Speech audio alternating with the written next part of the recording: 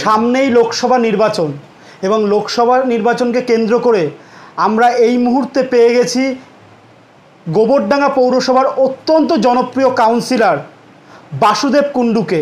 আমরা বাসুদেব কুণ্ডুকে প্রথমেই নববর্ষের শুভেচ্ছা এবং বি বাংলা টিভি নিউজকে নির্বাচনের ফাঁকে সময় দেওয়ার জন্য অনেক অনেক আন্তরিক শুভেচ্ছা। নমস্কার। হ্যাঁ, আপনাকে প্রথম প্রশ্নে যাব যে আপনাদের প্রার্থী বিশ্বজিৎ দাস গতকাল নমিনেশন দিয়েছেন, তা আপনারা কতটা আত্মবিশ্বাসী, যেহেতু এই সিটটা আপনাদের হারা সিট, এই বিষয়ে আপনারা কি চিন্তা ভাবনা করছেন? দেখুন, আমরা অবশ্যই আত্মবিশ্বাসী এই কারণেই, কারণ এর আগে যিনি এমপি ছিলেন তিনি এই 5 বছরে গোবরডাঙ্গার জন্যে বা এত বড় আমফান বা করোনার মতন বিপর্যয় গেছে, গোবরডাঙ্গার মানুষ বা আশেপাশের এলাকাবাসী তাকে সেইভাবে কোনো রকম আশা বা কোনো সহযোগিতা তিনি করেননি। আমরা প্রচারে গিয়ে দেখছি মানুষের এই বিষয়ে একটা বড় ক্ষোভ রয়েছে। পাশাপাশি মমতা ব্যানার্জির যে উন্নয়ন এবং গোবরডাঙ্গার পৌরসভা থেকে বিভিন্ন ওয়ার্ডে যেভাবে কাজকর্ম চলছে, আমরা অত্যন্ত খুশি এবং ভোটাররাও খুশি। সারা বছর মানুষের পাশে থাকা, মানুষের সেবা করাই হচ্ছে আমাদের কাজ। এই কাজের মধ্যে দিয়ে আমাদের জয় নিশ্চিত হবে, এটা 200% আমরা আশাবাদী। এখান থেকে প্রশ্ন উঠছে যে বিশ্বজিৎ দাস, যেটা তৃণমূলের একাংশের মধ্যে একটা কথা চলছে গোবরডাঙ্গা বা বনগাঁ জেলার মধ্যে খোঁজ নিলে বা বনগাঁ লোকসভার অন্তর্গত, যে আপনারা এমন প্রার্থী করলেন যে প্রার্থী আপনাদের বিজেপির থেকে ধার নেওয়া প্রার্থী, মানে রানিং এমএলএ, সে বিধানসভার ভিতরে বিজেপি আর বাইরে আসলে তৃণমূলের সভাপতি। তাহলে আপনাদের কি দলে প্রার্থী ছিল না বিশ্বজিৎ দাস ছাড়া? তা আপনাদের দলের লোকেরাই তো বলছে ওকে ভোট দেবো না, কি বলবেন? না, আমি এরকম শুনিনি যে আমাদের দলের লোক বা সে আমাদের দলের কি না যে আমাদের বলেছে বিশ্বজিৎ দাসকে ভোট দেব না। উনি অত্যন্ত দক্ষ সাংগঠনিক একজন ব্যক্তি, জীবনে বহু লড়াই সংগ্রামের মধ্যে দিয়ে বড় হয়েছে। দেখুন, দল অনেকেই এখন ত্যাগ করেছেন, যেমন অর্জুন সিং থেকে শুরু করে অনেকেই এরকম আছে, কিন্তু একটু মাঝখানে মান অভিমান হয়েছিল, উনি চলে গেছিলেন।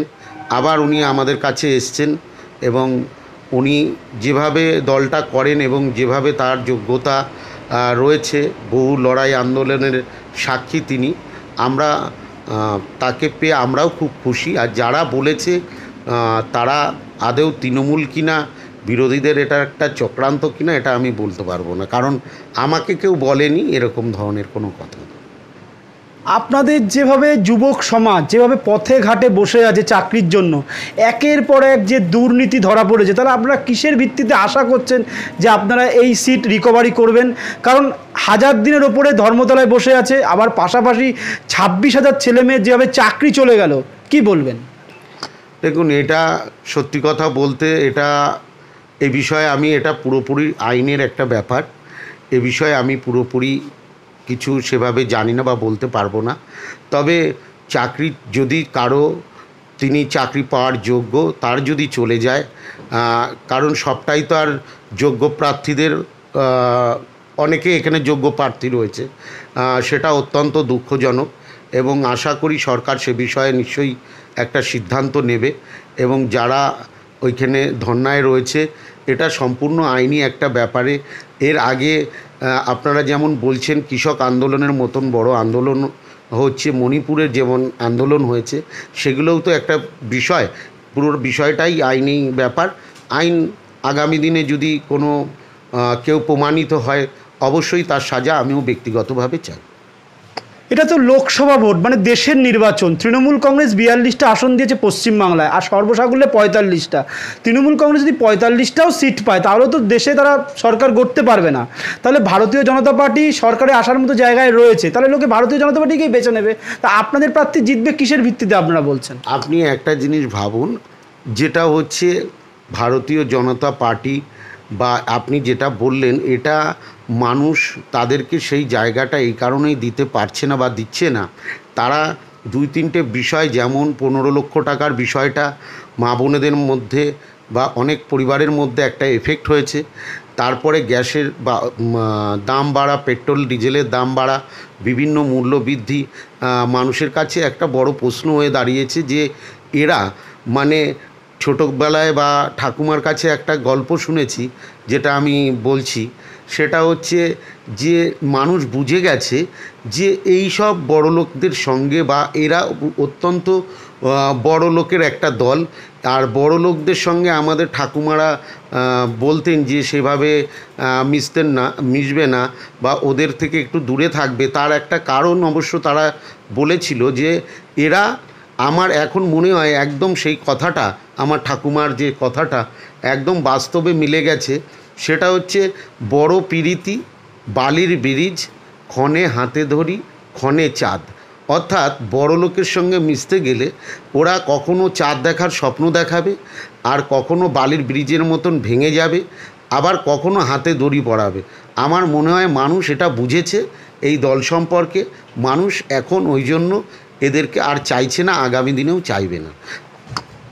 রাজ্যের মুখ্যমন্ত্রী একজন মহিলা, যেভাবে সন্দেশখালিতে মহিলাদের উপর অত্যাচার হলো এবং রাতের বেলা পিঠে বানানোর নাম করে যেভাবে নেতারা নিয়ে গেলেন, এই বিষয়টা তো মুখ্যমন্ত্রীকে কিছুটা তাকে সেখানে গেলেন না, গিয়ে দেখলেন না, এবং এর ফলে কি প্রভাব আপনার কি মনে হয় কতটা ক্ষতি করবে ভোট ব্যাংকে মহিলা ভোটারদের?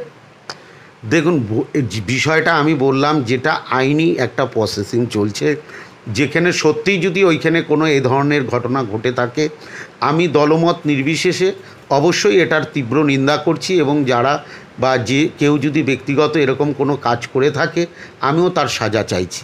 কিন্তু বিষয়টা জানতে হবে, ওই একটু আগে আমি বললাম যে মণিপুরেও আগুন জ্বলেছে, মণিপুরের ঘটনাও আমরা প্রকাশ্যে দেখেছি, এইটা হয়তো আমরা শুনতে পাচ্ছি। অবশ্যই এরও তদন্ত হোক, এরও আইনি যে ব্যবস্থা আছে সেটা প্রমাণিত হলে তার নিশ্চয়ই সাজা হোক, এটা আমি চাইব ব্যক্তিগতভাবে। আপনি তাহলে জেতার ব্যাপারে বনগাঁ কতটা আশা রাখছেন? যে এবং আপনার সর্বোপরি এটা ওয়ার্ডটা হচ্ছে ৮ নম্বর ওয়ার্ড, যেখানে বিজেপিরও মণ্ডল প্রেসিডেন্টের বাড়ি, এবং আপনি গত নির্বাচনে 1051 ভোটে জিতেছেন। এবারে কি মনে করছেন কতটা লিড দিতে পারবেন তৃণমূলের পক্ষে? দেখুন, 1051 ভোটে জেতাটা বড় বিষয় না। লোকসভা ভোট, বিধানসভা ভোট এবং পৌরসভা ভোট, এর 3টে ভোট 3 রকমভাবে হয়। তবে আমরা নিশ্চিত এই ওয়ার্ডে আমরা অবশ্যই লিড দেব। তবে 1051 ভোটে না হলেও আমরা ভালো ব্যবধানে লিড দেব। আপনাদের রাজ্য নেতৃত্ব ইতিমধ্যেই হুঁশিয়ারি দিয়েছে বনগাঁ এবং গোবরডাঙ্গাকে যে কোনো অজুহাত শুনবো না, যে কোনো মতে জিততে হবে। এই জায়গাটা কতটা চাপে থাকবেন আপনারা এই বিষয়টা নিয়ে? আপনার একটু ভুল হলো আমার বোধহয়, কোনো বিষয় না, বিষয়টা বলেছে, হুঁশিয়ারিটা দিয়েছে উন্নয়নের ক্ষেত্রে, যে আমরা যখন মানুষের পাশে এতভাবে দাঁড়িয়েছি, মানুষের সঙ্গে এতদিন থেকেছি, আমাদের দলের একটা বড় পাওনা যে আমরা সারা বছর মানুষের সঙ্গে থাকি, মানুষের সেবা সঙ্গে সঙ্গে আমরা ঈশ্বরের সেবা করার চেষ্টা করি। মানুষের পাশে থাকাটাই আমরা আমাদের দলের মূল ভিত্তি এবং মূল কাজ মনে করি। সে যে দলেরই হোক না কেন, আমরা সেটা সবসময় 12 মাস করি, 365 দিন। এই যে মানুষের সঙ্গে থাকা, এটা আমাদের একটা বড় কাজ, এবং এই বড় কাজের মধ্যে দিয়ে আমরা একেবারে 200% নিশ্চিত মানুষ আমাদেরকে মুখ ফোরাবে না। সন্দেশখালিতে যেভাবে একের পর এক বিস্ফোরণ পাওয়া যাচ্ছে, এটা কি এরা সকলে বলছে মুখ্যমন্ত্রীর পদত্যাগ চাই? তার কারণ হচ্ছে যেভাবে এত পরিমাণে বিস্ফোরণ, যেটা রাজ্য ধ্বংস হয়ে যেতে পারে, তাহলে কি আইন শৃঙ্খলা কি স্বরাষ্ট্রমন্ত্রীর হাতে কি নেই? কি বলবেন এই জায়গাটা? দেখুন, এটা ইয়েতে হয়েছে আইনি, এটা ব্যাপার যদি এরকম হয় অবশ্যই সেটা তো ঠিক না। এটা আইনি ব্যবস্থা, আইন নেবে।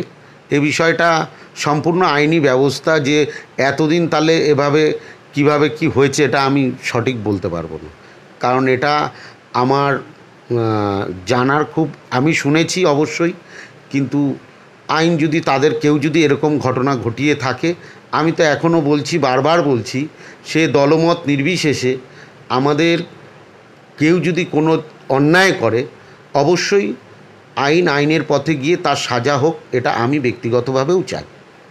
মুখ্যমন্ত্রী একের পর এক যে ভাষা সন্ত্রাস করছেন, গদ্দার বিভিন্ন ভাষা যে ব্যবহার তিনি করছেন মঞ্চ থেকে, এটাকে আপনি কতটা সমর্থন করেন? দেব কিন্তু এই ভাষাকে অপোজ করেছেন, আপনি কি বলবেন?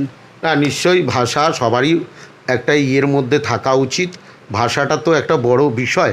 আমার এমন কোনো কাজ করা অবশ্যই উচিত না, যে বা এমন কিছু বলা উচিত না যেটা বলার পরে আমার শারীরিক, বুদ্ধি এবং সর্বোপরি আমার মনের মধ্যে বা আমাদের দেহের মধ্যে যে পরমাত্মা রয়েছেন তিনি দুর্বল হয়ে পড়েন বা তার খারাপ লাগে। আমাদের সবসময় এমন কাজ করা উচিত যেটা শুনলে বা বললে বা যে কাজটা করলে আমরা শান্তি পাই বা অন্য ভালো বলে, সেটা অবশ্যই করা উচিত। কিন্তু আপনি যেটা বলছেন এই ভাষা, মমতা ব্যানার্জি মুখ্যমন্ত্রীর থেকেও আপনি শুভেন্দু অধিকারীর ভাষাগুলো দেখবেন, তাহলে মনে করবেন যে কী ভাষায় তিনি কথা বলেন। যারা এবারে প্রথম ভোট দেবে 2024-এ, যাদের 18 বছর বয়স হলো, তাদের উদ্দেশ্যে আপনি কোনো বার্তা? আমি রাজনীতিতে তারা তো তাদের মতন বুঝছে, অবশ্যই তারা যাদেরকে ভালো লাগবে প্রথম ভোট আমরা তাদেরকে তাদের মতন করে দেবে, আমরা আশা রাখি তারা নিশ্চয়ই বুঝে শুনে দেবে। তবে বহু ভোটার যারা এবার নতুন নাম উঠেছে আমাদের সঙ্গে অলরেডি যোগাযোগ করা শুরু করেছে, দাদা কিছু করতে হবে কিনা বা আমরা উন্নয়নের সঙ্গে থাকতে চাই, এরকমভাবেই আমাদেরকে উৎসাহ যোগাচ্ছে। সর্বশেষ প্রশ্ন, গোবরডাঙ্গাতে সার্বিক আপনারা 5238 ভোটে 2019 সালে হার ছিল আপনাদের, এবারে আপনারা কি মনে করছেন? এবার অবশ্যই সেটাকে ছাপিয়ে যাবে। মানুষ বুঝে গেছে, মানুষ উন্নয়নের পক্ষে। মানে কোন দিকে ছাপিয়ে যাবে, মানে আরও কি হারার ব্যবধানে ছাপিয়ে যাবে নাকি? অবশ্যই হারার ব্যবধানে না। একটা জিনিস বুঝুন, সব মানুষের যেটা সব থেকে বড় পাওনা, অনেকে বলছে আমরা কিছু পাইনি, আমরা সব থেকে বড় বিষয় পেয়েছি। আমরা তখন প্রশ্ন করলাম, আমরা এখন যেহেতু যাচ্ছি যে এটা কেমন কথা হলো, বলছে এটাই সবচেয়ে দামি কথা। আমরা গোবরডাঙ্গায় এখন কোনো গুলি শব্দ পাই না, কোনো বারুদের গন্ধ পাই না। মানুষ মানুষের সঙ্গে মিশে থাকে, মানুষ মানুষের আপদে বিপদে ভালোবাসায় সাক্ষী হয়ে থাকে। গোবরডাঙ্গা কৃষ্টি সংস্কৃতি কালচারের জায়গা, সেই জায়গা থেকে মানুষ বুঝে গেছে এই শান্তি অন্য দল বা অন্য কোনো দায়িত্ব সম্পূর্ণ মানুষ সেইভাবে নেই যে এই অবস্থান বজিয়ে রাখতে পারবে। আমি সবাইকে দলমত নির্বিশেষে একদম শেষে বলতে পারি যে আমাদের রাজনীতির বাইরে গিয়েও আমরা মনুষ্যত্বটা আমাদের সবার আগে রাখা উচিত। আমরা সবাইকেই একটা কথা বলবো, সবার আগে আমাদের মানুষ হওয়া উচিত। যে দল করুক, কেউ ডাক্তার হোক, কেউ ভ্যান চালাক, আমি একদম শেষে শুধু এই কথাটাই বলতে চাই যে সহজ হও, সরল হও, ভালো মানুষ ধরে ভালো মানুষ হও, মানুষ হওয়াই তোমার একমাত্র সাধনা। নমস্কার। আর একটা শেষ কথা জিজ্ঞেস করবো, তাহলে কি বনগাঁ আপনারা জিতছেন? অবশ্যই আমরা জিতছি। আপনাকে অসংখ্য ধন্যবাদ বি বাংলা টিভি নিউজকে এই প্রচারের ফাঁকেও আপনি যেভাবে সময় দিলেন, আপনাকে আমরা অনেক ধন্যবাদ জানাচ্ছি। আপনারা শুনেই নিলেন 8 নম্বর ওয়ার্ডের জনপ্রিয় কাউন্সিলর এবং বিশিষ্ট সমাজসেবী বাসুদেব কুণ্ডুর সাথে রাজনীতির বিভিন্ন বিষয় নিয়ে সরাসরি কথাবার্তা হলো। অবশ্যই আপনাদের যদি চ্যানেলটা ভালো লাগে সাবস্ক্রাইব করবেন। এছাড়া আরও কার ইন্টারভিউ আপনারা দেখতে চান কমেন্টের মাধ্যমে জানাবেন এবং শেয়ার করতে ভুলবেন না। ক্যামেরায় শুভাশিস সরকারের সাথে সন্তোষ সদুকার রিপোর্ট, উত্তর 24 পরগনা।